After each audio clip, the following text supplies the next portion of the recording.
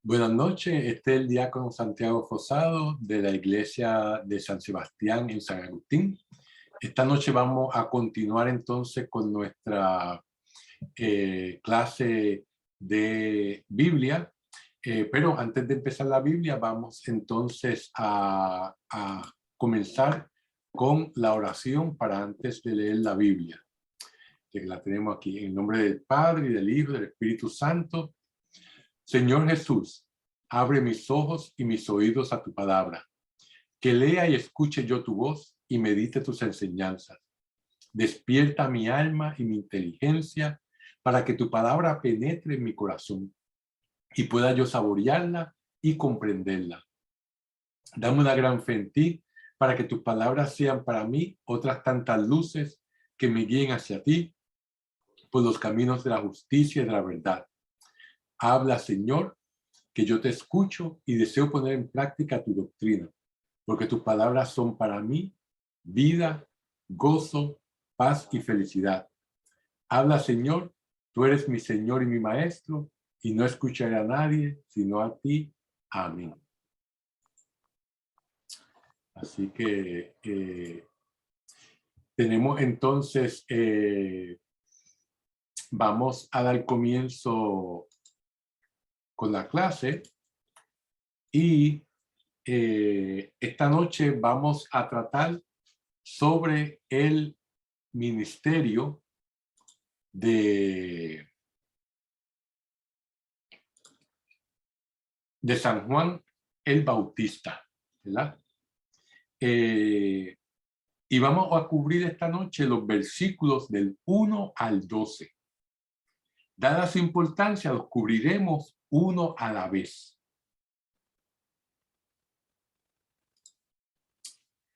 El primer asunto que vamos a tratar en esta sección se encuentra en el versículo 7, donde se presenta por primera vez el liderazgo de Israel.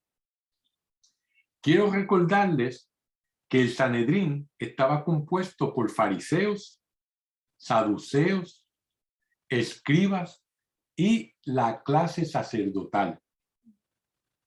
Solamente cuando entendamos a estos grupos que componen el liderazgo de Israel, será cuando podremos tener una idea de lo difícil que fue el conflicto que había entre Jesús y ellos. Primero, vamos a hablar sobre los escribas y los fariseos, ya que casi siempre se nombran juntos en los evangelios, a pesar de que en verdad eran dos grupos muy distintos y eran adversarios uno del otro. Los escribas fueron los que escribieron los anales de los reyes y los textos de la Sagrada Escritura. Los escribas eran extremadamente poderosos y tenían mucha influencia, ya que eran los eruditos de las Escrituras. Como ya sabemos, y hemos discutido en clases anteriores, Mateo pertenecía a este grupo de escribas, pero él desertó del grupo y se unió a Jesús.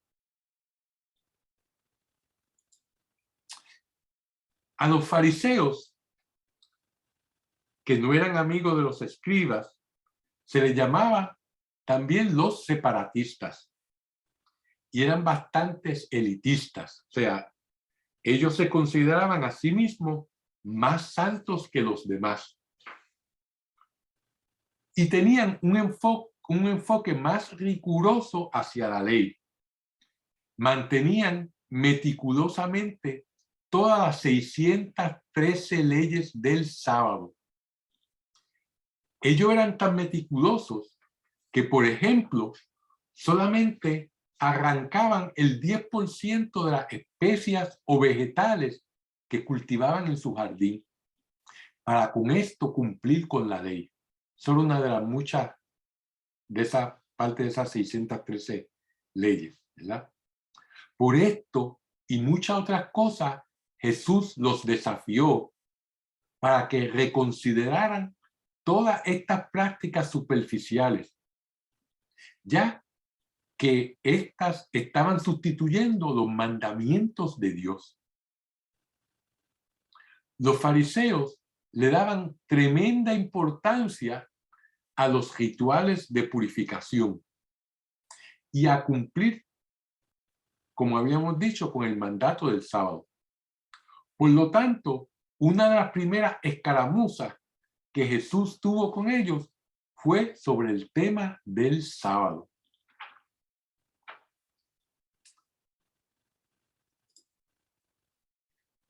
Un grupo muy interesante de entre estos grupos religiosos, de líderes de Israel, es el de los saduceos. El nombre viene de la palabra hebrea saducais, que significa justicia. Se les llamaba los sadiquín, que significa los santos, los justos, ¿verdad? A fin de cuentas, este grupo acabaron siendo uno de los peores grupos descritos en los evangelios. Esto es algo casi increíble, ya que ellos pertenecían a la clase sacerdotal. Y ellos serán los rivales de los fariseos en la búsqueda de poder e influencia. Ellos eran los que controlaban el templo, ya que ellos eran los que trabajaban allí. En otras palabras, ellos controlaban el lugar de donde verdaderamente emanaba el poder que controlaba la sociedad de aquella época. Los saduceos eran la élite política de Israel y eran los más adinerados. Vemos que en ellos se unía el poder religioso, económico y político, lo cual era muy peligroso. Ya hemos visto que Juan el Bautista los saludó con la expresión raza de víboras. Ahora, nosotros nos preguntamos, ¿por qué lo recibe de esta manera? La razón es porque este evangelio lo escribieron Mateo después del año 70 después de Cristo, cuando ya habían destruido el templo, la ciudad de Jerusalén y la nación de Israel. Mateo está poniendo en labios de Juan el Bautista la manera de cómo el comportamiento de estos líderes fue la causa de la destrucción de Israel. Es por esto que Juan el Bautista solamente exige a este grupo de líderes y a nadie más lo siguiente. Él les dice en el versículo 8, muestren frutos de un sincero arrepentimiento. En otras palabras, Juan le está diciendo, yo quiero ver evidencia de que ustedes verdaderamente se están arrepintiendo. Pero la evidencia que veremos de este grupo de líderes serán frutos malos y no buenos. Es por eso que vemos que la respuesta de Juan el Bautista está llena de desafío y también de incredulidad. Esto es una explicación corta sobre los grupos que tienen el liderazgo de Israel. Quiero terminar esta explicación con lo que nos dice Mateo en el capítulo 21, versículo 43. En donde Jesús, antes de su muerte, juzga a los líderes de Israel. Él les dice, por eso les digo que a ustedes les quitarán el reino de Dios y se lo darán a un pueblo que produzca sus frutos. ¿No? O sea, eso es a estos líderes de Israel que Jesús les dice esto, ¿verdad?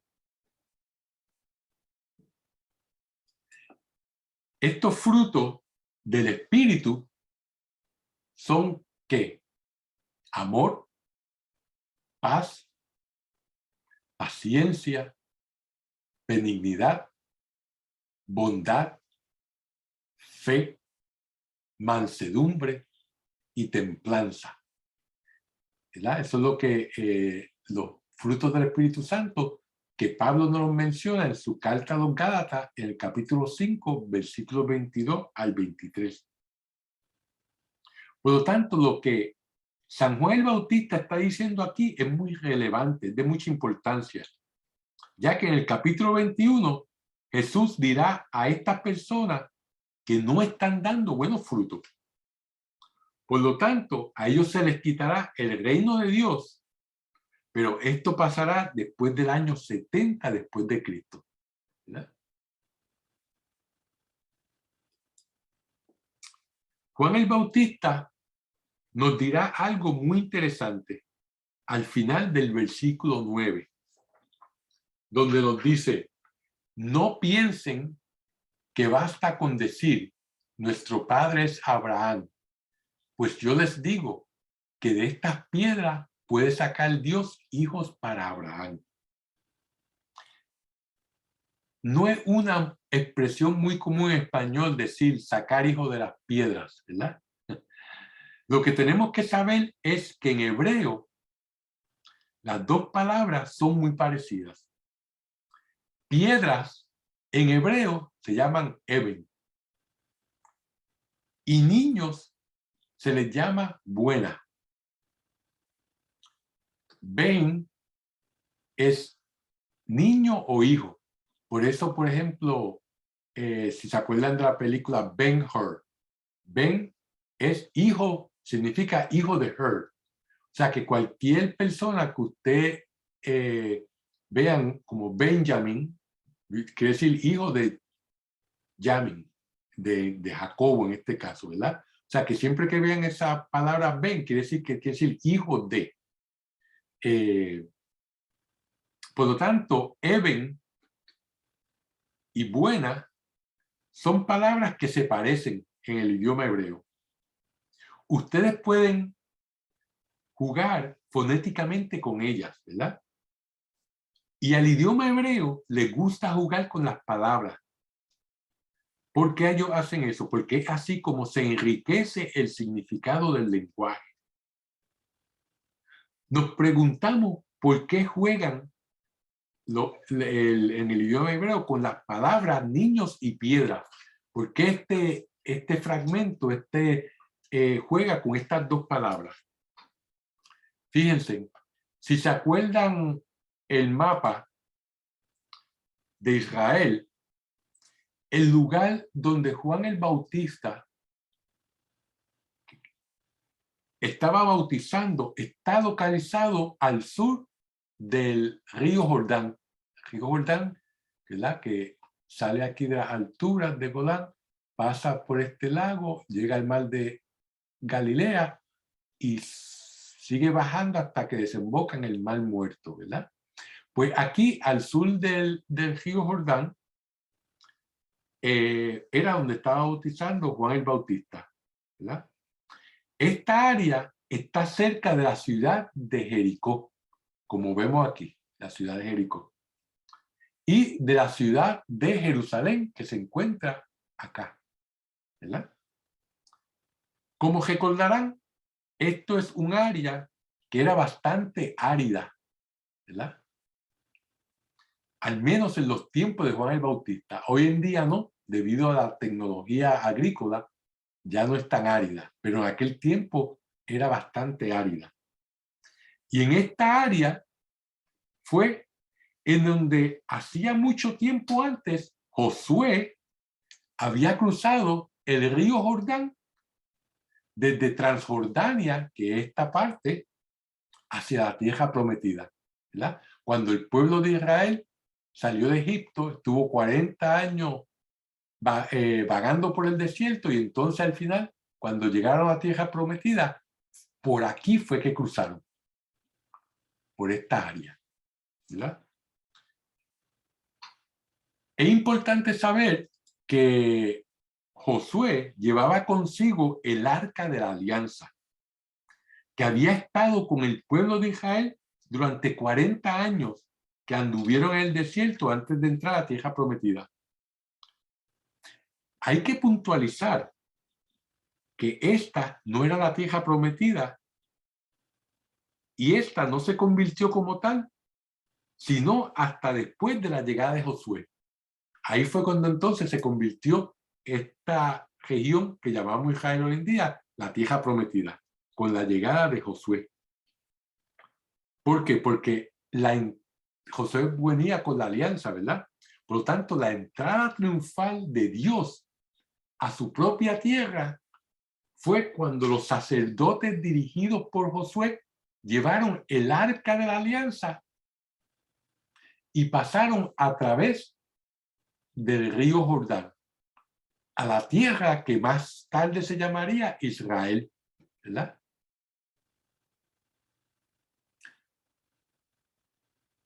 Y esto lo podemos leer en el capítulo 4 del libro de Josué, ¿verdad? Acuérdense que el arca de la alianza era el envase que contenía los 10 mandamientos, el maná y el cayado de Aarón, símbolo del sacerdocio de Dios. Por lo tanto, el arca de la alianza simbolizaba la presencia de Dios. Josué entendía que cuando el arca de la alianza estuviera en medio del río Jordán, ahí estaría la presencia de Dios. Es por eso que al estar Dios en medio del río, el agua se dividió y permitió que todo el pueblo de Israel cruzara por el cauce del río. Igual que como pasó en el Mar Rojo, ¿verdad? Fíjense, este es uno de los grandes milagros de la historia del mundo. Dado que esto fue un milagro tan grande, Josué erigió un pequeño monumento con 12 piedras en medio del río para señalar que este había sido el lugar en donde Dios había estado presente y había dividido las aguas del río Jordán para permitir que pasara su pueblo. Esto es muy importante, este detalle. ¿Por qué? Porque esta es la introducción más maravillosa que uno se puede imaginar al bautismo de Jesús. Jesús, quien es Dios mismo, es la segunda persona de la Divina Trinidad, se parará sobre estas piedras cuando lo bauticen y no va a necesitar un envase, no va a necesitar un arca donde esté la presencia de él, porque va a ser él mismo quien estará ahí. Y Jesús abrirá las aguas del Jordán para que siempre sean la fuente de bautismo para su pueblo. Porque al Jesús bautizarse en el río Jordán, en ese momento él santificó todas las aguas del mundo. Y por eso es que el agua es la materia del sacramento del bautismo, ¿verdad?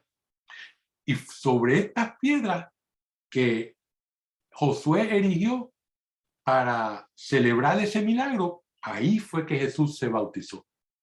Fíjense la correlación tan interesante e importante. Fíjense, las piedras de este lugar no son cualquier piedra, sino que son muy especiales. Los escribas, fariseos y saduceos considerarían a los gentiles como piedras, porque estaban tan muertos como las piedras, desde el punto de vista que no tenían, para ellos, no eran parte del pueblo de Dios. Por lo tanto, los gentiles estaban muertos espiritualmente, ¿verdad? Porque no formaban parte de la alianza. Para los escribas, fariseos y saduceos, los gentiles eran personas sin ningún valor. Lo que Juan el Bautista nos dice aquí es que aquel que ha de venir después de él va a crear una comunidad de estas piedras muertas. También nos dice que el pueblo nuevo de Dios va a venir de los gentiles. Estos son los hijos que saldrán de las piedras. Esto es lo que esta aseveración, esta oración de Samuel Bautista significa. Estos son los hijos que saldrán de las piedras, los gentiles. Y esto es un punto muy importante, ya que nos enseña que cualquier expresión, por más pequeña que sea, en los evangelios, tiene un significado profundo. Por lo tanto, no las pasemos por alto. Cuando nos encontremos con una expresión así, preguntémonos, ¿por qué utilizaron esta imagen? Lo que tenemos que hacer es investigar qué significa, cuál es su trasfondo. Por lo tanto, ¿qué se está diciendo con esa expresión? Fíjense todo lo que está detrás de esa expresión que utilizó San Juan el Bautista, ¿verdad? Sobre las piedras. Es algo que es muy, muy interesante.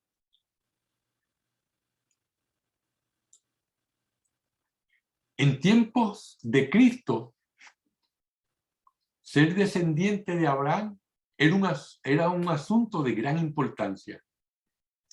Esto lo vemos al principio del Evangelio de Mateo, ¿verdad? Donde se traza la descendencia de Jesús desde Abraham para probar que Jesús era el verdadero Mesías.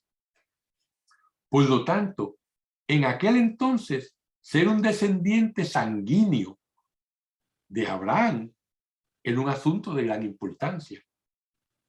Si vamos a las cartas de San Pablo a los romanos y a los gálatas, encontraremos una buena explicación de estos hijos y de las piedras. O mejor dicho, de piedras que se convierten en hijos. En estas cartas, Pablo dice claramente que lo más importante no es el descendiente sanguíneo de Abraham. Uno se convierte en un hijo de Abraham si uno se convierte en una persona de fe. Si creemos y confiamos en Dios, si empezamos a caminar con Dios, y si uno le permite a Dios ser el líder, el guía, el maestro y la fuente de todo en su vida. Solo entonces seremos hijos de Abraham. Esta enseñanza, claro está, no les cayó bien ni a los escribas ni a los fariseos, porque era una enseñanza que estaba al alcance de todo el mundo. Era algo que incluía a todo el mundo.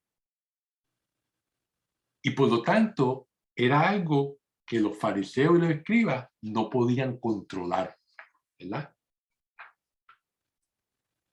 En estas cartas, San Pablo nos dice que todo aquel gentil que sea bautizado en Cristo Jesús y que camine con él en la fe es el verdadero hijo de Abraham.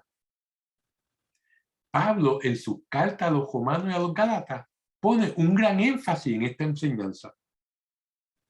Es importante entender la aclaración que Pablo hace en sus cartas para poder entender la declaración de Juan el Bautista que hace en el Evangelio de Mateo. Cuando él dice, no piensen que basta con decir, nuestro padre es Abraham. ¿Verdad? Eso no es suficiente. Lo que Juan el Bautista les quiere decir a los escribas y fariseos es que Dios es todopoderoso. Y Él puede hacer cualquier cosa que quiera. Eso es un problema que nosotros tenemos con Dios. Nosotros lo queremos encasillar en parámetros humanos nuestros. Y nosotros tenemos que entender que Dios puede hacer lo que le venga en gana, porque Él es todopoderoso.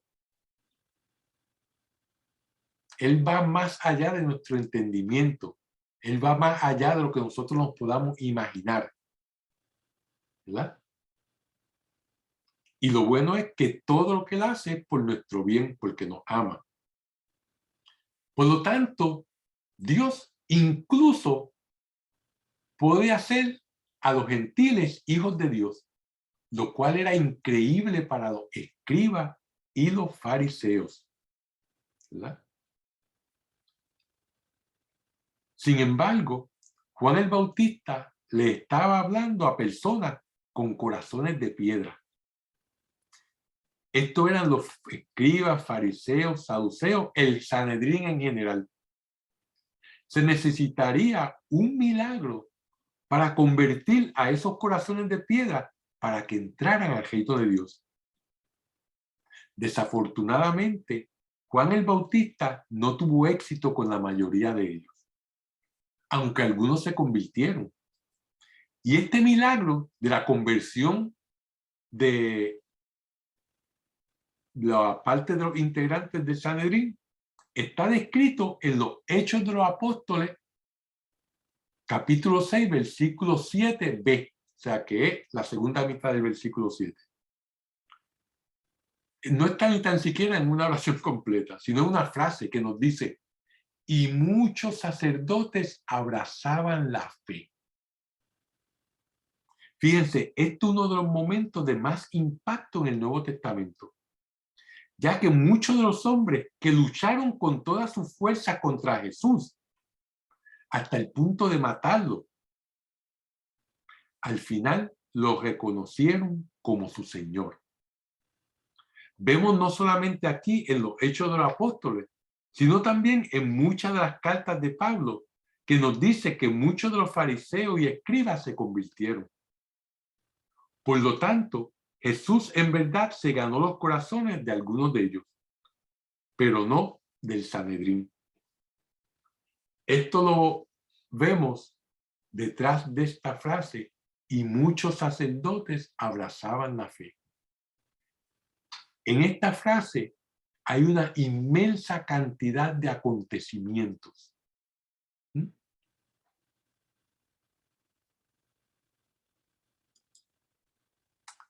El próximo tema que nos presentará Juan el Bautista es sobre el juicio que se aproxima.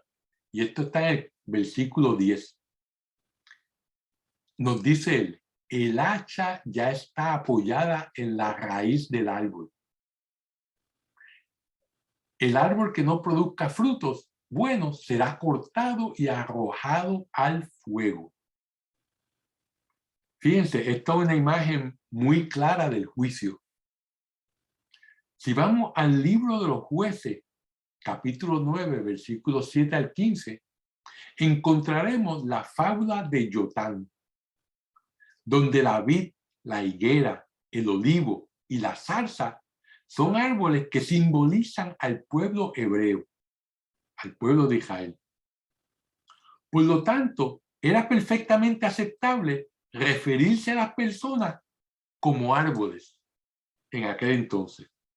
Esta comparación también la vemos en el libro del Apocalipsis, en donde antes del gran castigo se les dice a los ángeles que marquen los árboles buenos para protegerlos antes de que se tome acción.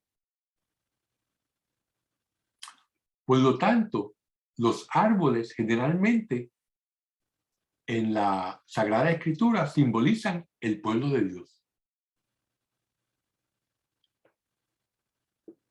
Por lo tanto, cuando nos dice el hacha ya está apoyada en la raíz del árbol, esto simboliza que se acerca el juicio.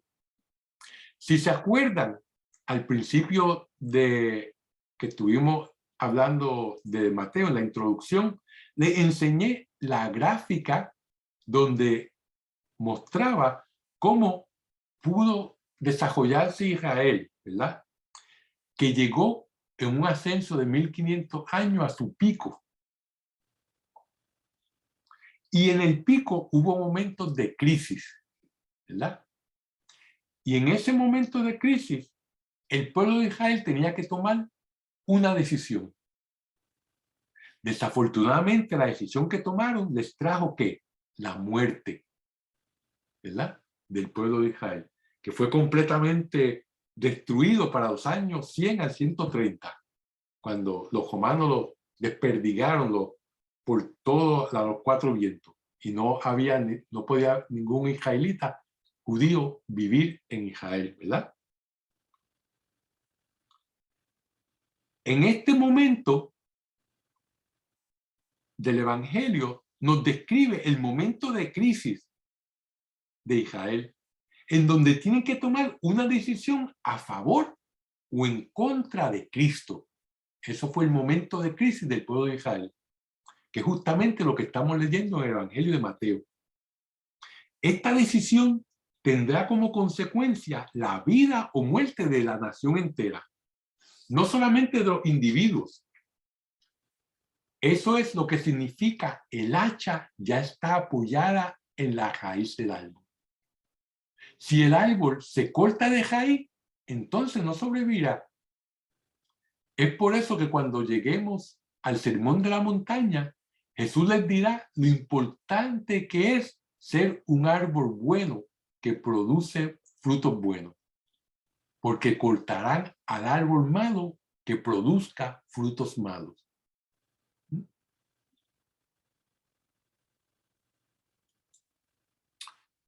Luego, en el versículo 11, Juan el Evangelista, Juan el Bautista nos dirá: yo los bautizo con agua en señal de arrepentimiento, pero detrás de mí viene uno con más autoridad que yo, y yo no soy digno de quitarle sus sandalias.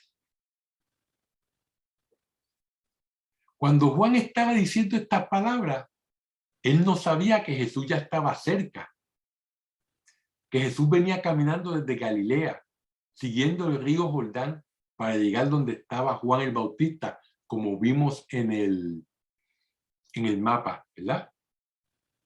Fíjense, esta frase, yo no soy digno de quitarle sus sandalias, hace referencia al Imperio Romano. Roma era una ciudad muy poderosa y exitosa. En los tiempos de Cristo, la población de la ciudad estaba constituida por una tercera parte de ciudadanos libres y 2/3 partes de esclavos. Es por esto que los ciudadanos, al no tener nada que hacer, cayeron gradualmente en un estado de decadencia, hasta el punto que ni ellos mismos se ponían sus propias sandalias, ya que esto lo hacían sus esclavos. Por lo tanto, al decir Juan Bautista que no era digno de quitarle sus sandalias, quería decir que él no era ni siquiera digno de ser su sirviente ni esclavo. Esto nos debe motivar a preguntarnos, ¿por qué el más grande de los profetas mosaicos siente que es indigno de quitarle las sandalias al hombre que viene después de él? ¿Ah? Fíjense, la respuesta la tenemos en el versículo siguiente, en el 12, donde nos dice: él bautizará con Espíritu Santo y fuego. Hasta el momento hemos oído de varios bautizos. Uno es el bautizo de agua, para quedar limpio y arrepentirse. El otro bautismo es en el Espíritu Santo. Juan les puede dar el bautismo de agua, pero no podía darles el bautismo en el Espíritu Santo. Este bautismo no pertenecía a la era mosaica, al Antiguo Testamento. Era algo que solamente podía traer Cristo. Aquí quiero traer a colación un par de ideas que no se nos deben olvidar. Las llamaré el fuego bueno y fuego malo. Juan el Bautista nos habla de un fuego bueno y de un fuego malo. Inmediatamente en el verso número 12 nos dice: ya empuña la horquilla para limpiar su cosecha, reunirá el trigo en el granero, y quemará la paja en un fuego que no se apaga. En primer lugar, el versículo 10 nos habla del hacha que está apoyada a la raíz del árbol. Y ahora nos habla de la horquilla para limpiar su cosecha. Esta es una de las imágenes que Mateo utiliza frecuentemente. Él nos habla del fuego que no se apaga. Como vemos, tenemos dos bautizos y dos fuegos. No solamente eso, sino también tenemos dos tipos de niños o hijos, que hablaremos más adelante. Expliquemos primero los dos fuegos. El primer fuego es el fuego bueno, ya que es el del Espíritu Santo. Jesús trae consigo el fuego del Espíritu Santo con el cual va a encender a la iglesia y al mundo. Jesús les habrá dado el bautismo de agua a las personas que reciban este fuego. El bautismo de agua da comienzo al proceso de limpieza. Entonces el Espíritu Santo continuará limpiando, purificando, santificando y glorificando. La acción del poder del Espíritu Santo en nosotros es en verdad muy grande. Como sabemos, es bien doloroso el purificar, así como el santificar. Esto nos prepara para ser las víctimas puras que se pueden ofrecer a Dios y que Él podrá aceptar en el cielo, ya que solamente aquello que sea puro y santo puede estar en la presencia de Dios. Esto lo encontraremos en la carta a los Hebreos, capítulo 4, versículos 12 al 14.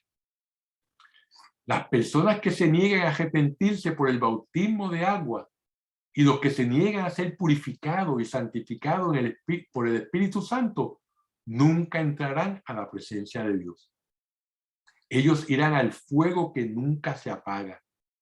Ese fuego es un fuego inerte. ¿Qué quiero decir con inerte? Bueno, en contraste, el fuego del Espíritu Santo es un fuego activo, que hace algo, nos purifica. Este fuego hace algo increíble, que es transformarnos a nosotros. El otro fuego, el malo, nunca nos purificará, aunque estemos en él por toda la eternidad. Nunca nos santificará y nunca nos glorificará. No podemos pensar en nada peor que esto. Por esto, cuando vamos a las parábolas de Mateo, él nos dirá que cuando arrojen a las personas a este fuego, experimentarán el llanto y el crujir de dientes. Esta expresión nos da una idea de la inmensa frustración y tormento que sufre la persona que está en este estado. Porque si va al fuego del infierno lleno de ira, esta aumentará más y más por toda la eternidad. Por otro lado, si uno va al cielo con amor, este amor aumentará más y más por toda la eternidad y nos llevará más y más cerca de Dios. El cielo es un crecimiento y una transformación continua. Por eso el cielo ya empieza aquí desde la tierra, donde debemos ir creciendo en el amor a Dios. Debemos ir transformándonos, lo que en griego se llama la metanoia, transformándonos continuamente para estar más cerca de Dios, ¿verdad? El infierno es una destrucción continua del ser. Mateo y Juan el Bautista nos presentan bien claro que en nosotros está hacer esta elección. Dios nos quiere a nosotros en el cielo y nos regaló el cielo con la muerte y resurrección de su Hijo Jesucristo. Pero está de nosotros decidir aceptar o rechazar ese regalo, que es la vida eterna junto a Dios. Ahora, vamos a hablar de los tipos de hijos. Hay dos tipos de hijos. Uno de los temas más importantes en la Biblia es que Dios tiene dos tipos de hijos. Él tiene millones de hijos, pero solamente hay dos tipos. Este tema de los hijos comienza ¿con quién? Con Adán, ¿verdad? Quien tuvo dos hijos, uno bueno, Abel, y el otro malo, Caín, que mató a su hermano, ¿verdad? Luego viene Abraham, que también tuvo dos hijos. Isaac, que sigue su propio estilo de vida, y el otro, que se va de vuelta al mundo. Este es Ismael, ¿verdad? El próximo patriarca es Jacobo. Jacobo tuvo 12 hijos, pero solamente dos tipos de hijos.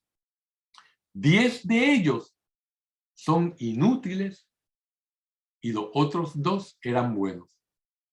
Estos buenos eran José y Benjamín, ¿verdad? ¿Se acuerdan de la historia de José, que fue vendido por su hermano como esclavo a Egipto, ¿verdad? Los otros 10 hijos eran muy violentos y mundanos.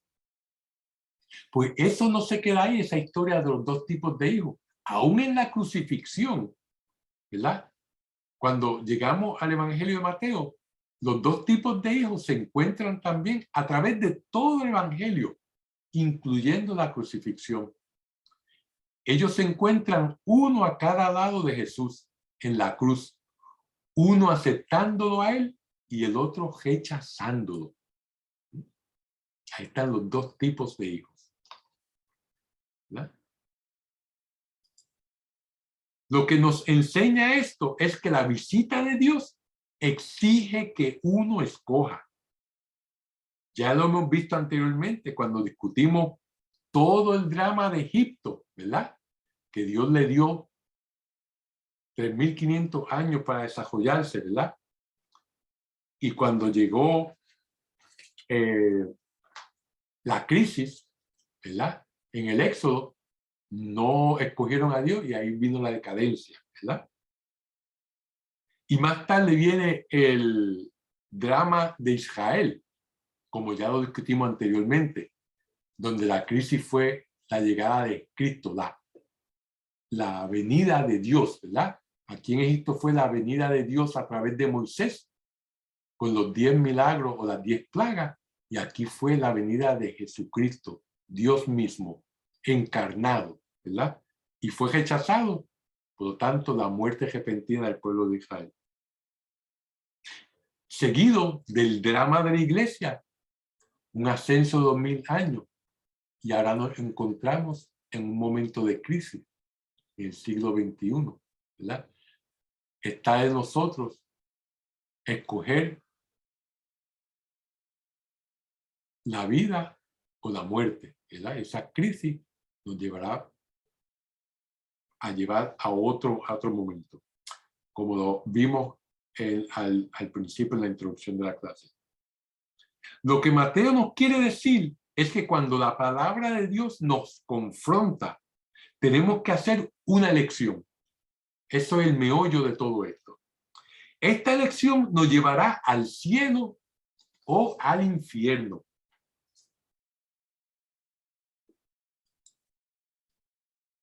Para terminar, les voy a dar dos citas del Antiguo Testamento. La primera es de Isaías, capítulo 66, versículo 24. Esta nos prueba que Mateo no fue el primero en pensar de esta manera, ¿verdad? En que la presencia de Dios nos conlleva a una decisión, a un momento de crisis, que nos conducirá a nuestra salvación o condena. En otras palabras, Mateo está utilizando estas ricas fuentes que se encuentran en las escrituras hebreas, ¿verdad? Como escriba que él era, él conoce muy bien esta fuente. Y eso en Isaías 66 lo que nos dice es: y al salir verán los cadáveres de los que se rebelaron contra mí. Su gusano no muere, su fuego no se apaga, y serán el horror de todos los mortales. Eso nos dice Isaías. El próximo suceso que vendrá rápidamente lo encontramos en Sofonías, otro de los profetas menores. En el capítulo 1, versículo 18, que dice, ni su plata ni su oro podrán librarlos. El día de la cólera del Señor, cuando el fuego de su celo consuma la tierra entera, cuando acabe cruelmente con todos los habitantes de la tierra. Fíjense, durante su ministerio, Jesucristo también trae este mismo mensaje muy claramente. Ahora trataremos de armar el testimonio de Juan el Bautista al seguir estudiando el Evangelio de Mateo. Lo que Mateo hizo, fíjense, en estos versículos, en esta introducción, fue tomar los temas más importantes y solamente los nombró. Él no trató de cubrir y de explicar todo esto en el ministerio de Juan el Bautista. Juan el Bautista estuvo predicando diariamente por 6 meses y bautizando a miles de personas. Lo que Mateo nos da aquí son pequeños recordatorios de los temas más importantes, porque más adelante, durante el ministerio de Jesús, veremos cómo se desarrollan estos temas. Y eso es lo que el Evangelio de Mateo, el ministerio de Jesucristo, nos va a explicar, ¿verdad? Y al fin y al cabo uno tiene que escoger, hacer la decisión de escoger entre la vida y la muerte. Así que con este pensamiento los dejo esta noche. Vamos entonces a hacer nuestra oración final. En nombre del Padre, del Hijo, del Espíritu Santo. Dios te salve María, llena eres de gracia, el Señor es contigo, bendita tú eres entre todas las mujeres, y bendito es el fruto de tu vientre Jesús. Santa María, Madre de Dios, ruega por nosotros pecadores, ahora y en la hora de nuestra muerte. Amén. Gloria al Padre, al Hijo y al Espíritu Santo, como era en el principio, ahora y siempre, por los siglos de los siglos. Amén. Que el Señor los bendiga.